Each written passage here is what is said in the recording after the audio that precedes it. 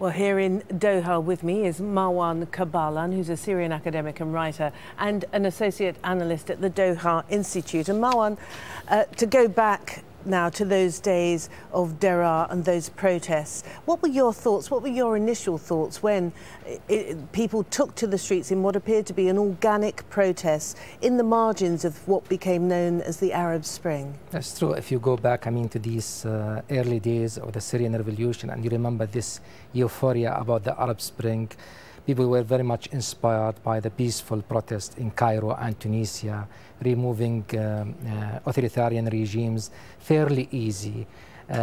So people thought that if the Egyptians could do it, the Tunisian could do it, so the Syrians could also do it. Nobody did really expect that we will reach this stage in which we will be actually having this disaster, national disaster in Syria. And how did that those protests, how did that revolution, if you like, turn into this civil war that we're now witnessing today? Well, I think there are many reasons to that. First of all, the heavy-handed approach that was used actually by the regime against the peaceful protesters was the main reason, in my opinion, that turned actually this peaceful, fairly peaceful revolution into the sort of conflict that we are witnessing right now.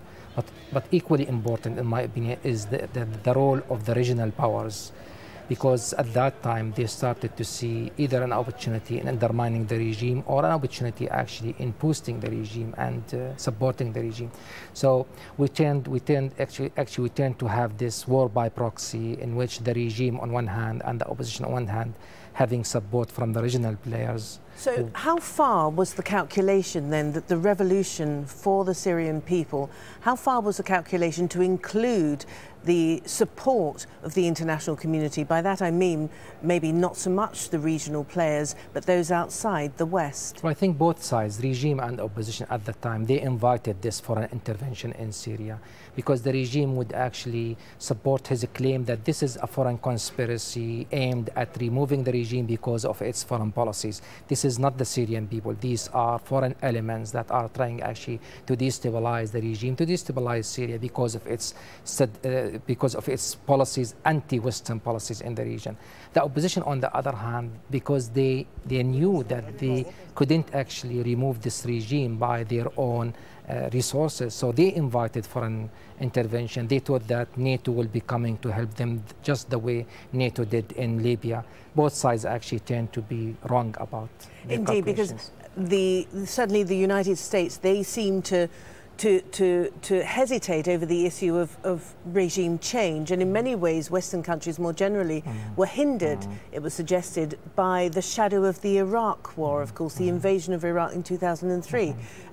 And that is one of the reasons that stayed the hand of Western countries getting more directly involved in Syria. Well, indeed, that is, for most Syrians, the blame is mainly for the Obama administration here. Because we all think that the Obama administration was actually not only indifferent towards the conflict in Syria, but at a certain point we felt like they are interested actually in prolonging this conflict, because they can see that there are two groups, enemies, let's say, Shiite extremists and Sunni extremists fighting each other in Syria. So why actually should we intervene and do something? That was the perception for at least a certain period of time during the Syrian conflict. But indeed, actually, we feel like the Obama administration, the United States, the West in general, actually did not do enough in order to prevent this conflict from actually going, to this very bloody and violent stage. Marwan Kabalan, we have to leave it there for now. Thank you very much indeed. Thank you.